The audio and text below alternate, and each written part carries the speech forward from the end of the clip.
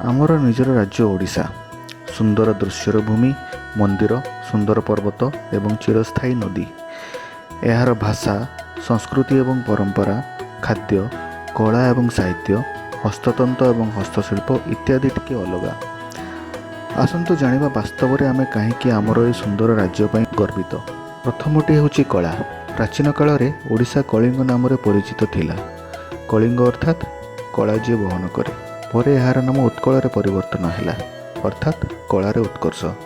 ଏଠାକାର ତାଳପତ୍ରରେ ଖୋଦି ହୋଇଥିବା ଅନେକ ପୁରୁଣା ପୋଥି, ସୁନ୍ଦର ପଟ୍ଟଚିତ୍ର, ପିପିଲିର ପ୍ରସିଦ୍ଧ ଚାନ୍ଦୁଆ କାମ ଆଦି କଳା କ୍ଷେତ୍ରରେ ଓଡ଼ିଶାକୁ ବିଶ୍ୱ ମାନଚିତ୍ରରେ ଏକ ସ୍ୱତନ୍ତ୍ର ପରିଚୟ ଦେଇପାରିଛନ୍ତି। ଓଡ଼ିଆ ଭାରତର ଏକ ମାନ୍ୟତାପ୍ରାପ୍ତ ଶାସ୍ତ୍ରୀୟ ଭାଷା।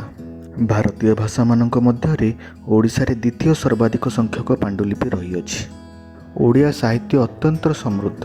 ସାହିତ୍ୟର ବିଶେଷ ସମ୍ମାନ ମଧ୍ୟରେ କେନ୍ଦ୍ର ସାହିତ୍ୟ ଏକାଡେମୀ, ସାରଳା ସମ୍ମାନ, ଜ୍ଞାନପୀଠ, ସରସ୍ୱତୀ ସମ୍ମାନ ସର୍ବୋପରି।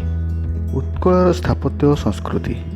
ମହାପ୍ରଭୁ ଜଗନ୍ନାଥ ଓଡ଼ିଶାର ଧର୍ମ ଓ ସଂସ୍କୃତିର ମଉଡ଼ମଣି। ପୁରୀ ହେଉଛି ହିନ୍ଦୁ ଧର୍ମର ଚାରିଧାମ ମଧ୍ୟରୁ ଗୋଟିଏ। ଓଡ଼ିଶାର ମୁଖ୍ୟ ମନ୍ଦିର ଯଥା କୋଣାର୍କ ମନ୍ଦିର, ଲିଙ୍ଗରାଜ ମନ୍ଦିର, ତାରିଣୀ ମନ୍ଦିର, ମା ସମଲେଇ ମନ୍ଦିରର କାରୁକାର୍ଯ୍ୟ ବିଶ୍ୱ ପ୍ରସିଦ୍ଧ।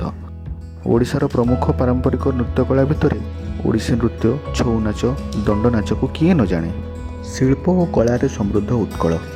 ହସ୍ତଶିଳ୍ପ ମଧ୍ୟରେ ଧୋକ୍ରା ପିତ୍ତଳ କାମ, ପଥର କାମ, କଂସା କାମ ଅତି ଜଣାଶୁଣା। ଓଡ଼ିଶାର ହସ୍ତତନ୍ତ ମଧ୍ୟରେ ସମ୍ବଲପୁରୀ ଶାଢ଼ୀକୁ କିଏ ନ ଜାଣେ। ଏହାଛଡ଼ା ଓଡ଼ିଶାର ଟସର କାମ ଏବଂ ଖଣ୍ଡୁଆ ପାଟ ମଧ୍ୟ ସର୍ବସାଧାରଣରେ ଅତ୍ୟନ୍ତ ଆଦୃତ।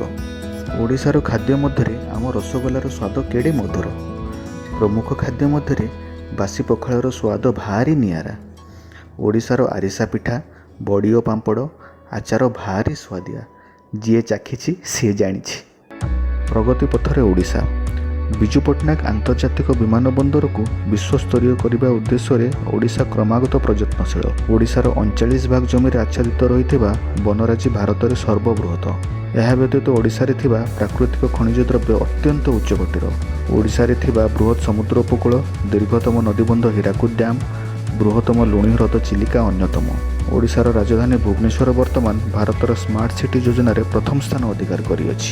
ତେଣୁ ଆମ ନିଜ ରାଜ୍ୟ ଓଡ଼ିଶା ପାଇଁ ଆମେ ଯଦି ଗର୍ବ ଅନୁଭବ ନ କରିବା ଆଉ କାହା ପାଇଁ କରିବା।